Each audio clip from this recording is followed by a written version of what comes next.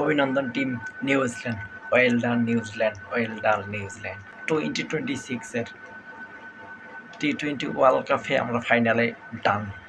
আমরা team south আফ্রিকাকে হারিয়ে দিয়ে আমরা কিন্তু ফাইনালে উঠে গেছি।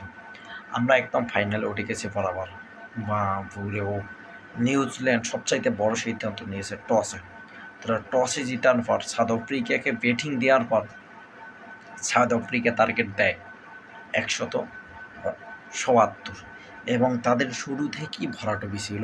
তাদের 15 ওভার 16 ওভার পর্যন্ত ভরাডুবি ছিল, কিন্তু শেষে আসিয়া মাইরগুলা মারছে। আমাদের বোলিংয়ের বাজে পারফর্ম ছিল। জেমিনিশম অনেক রান দিয়ে ফেলছে এবং 177 রানের টার্গেট লক্ষ্যে আমরা নামছি টিম নিউজিল্যান্ড ব্ল্যাক ক্যাপস। বাবুরে বাবু, জাস্ট আনবিলিয়েবল।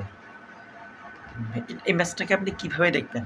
মানে এটাকে আপনি কি বলতে চান? এই ম্যাচ খেললো না তারা কী খেললো? বাবা, 12 ওভার 5 বলে ম্যাচটা একদম ফিনিশ করে দিল, ম্যাচটা একদম উঠে দিল। 12 ওভার 5 বলে ম্যাচটা একদম উঠে দিল।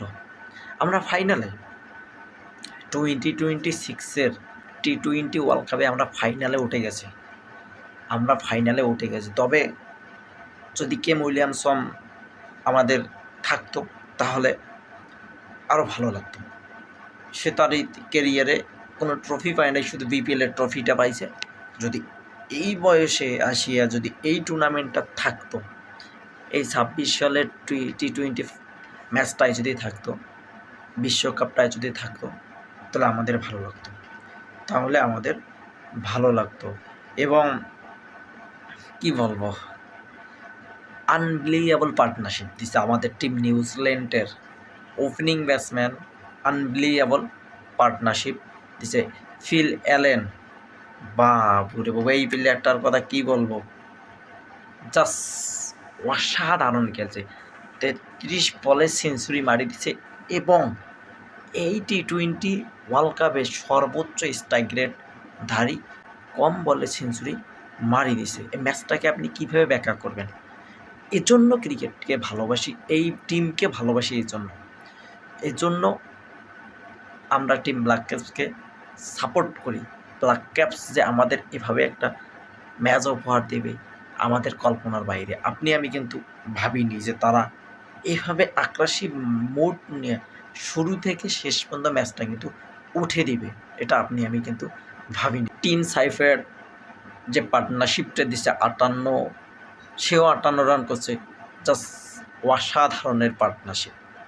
তারা ওপেনিং দুর্দান্ত পার্টনারশিপ করছে এবং হোসেন রবীন্দ্রা শেষে আসিয়া একটু সঙ্গ দিয়ে কিন্তু ম্যাচটা উঠে দিল। 12 ওভার 5 বলে এই ম্যাচটা উঠে দিছে। 12 ওভার 5 বলে এই ম্যাচটা উঠে দিছে। আনেল জাস্ট অসাধারণ ব্যাটিং এই বিশ্বকাপে, জাস্ট অসাধারণ ব্যাটিং। তবে এই পারফর্মটাকে ধরে রাখতে হবে। আগামীকালকে ইংল্যান্ড ভার্সেস টিম ইন্ডিয়ার খেলা আছে।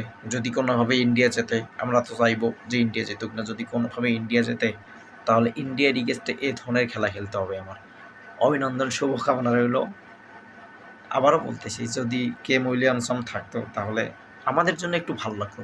অ্যাজ এ দর্শক হিসেবে, অ্যাজ এ স্পোর্টস জার্নালিস্ট হিসেবে আমাদেরকে খুব ভালো লাগতো যে মামা থাকলে হয়তো ট্রফিটা এবার নিউজিল্যান্ডে পাবে, আমরা বিশ্বাস করি। অ্যাজ এ দর্শক হিসেবে, অ্যাজ এ ফ্রেন্ড হিসেবে আমরা বিশ্বাস করি ট্রফিটা এবার বিশ্বকাপের 2026-এর ট্রফিটা নিউজিল্যান্ড পাবে। তবে কেম উইলিয়ামসন থাকলে আমাদের ভালো লাগতো। অ্যাজ এ ফ্রেন্ড হিসেবে আমরা তার খেলা দিকে বড় হয়েছি। তার জীবনে কোনো ট্রফি নেই, একমাত্র ট্রফি আছে বিপিএলের ট্রফিটা। তো কি আর করার, তার জুনিয়র ব্যাটসম্যানগুলো যদি 2026-এর কাপটা যদি নিয়ে দিতে পারে, এটা আমাদের কাছে একটু হলেও ভালো লাগবে, কারণ আমাদের টিম নিউজিল্যান্ড কাপ পাইছে। শুভকামনা জানিয়ে অভিনন্দন ও শুভকামনা রইল। And thanks for watching. Well done New Zealand, well done New Zealand, well done New Zealand.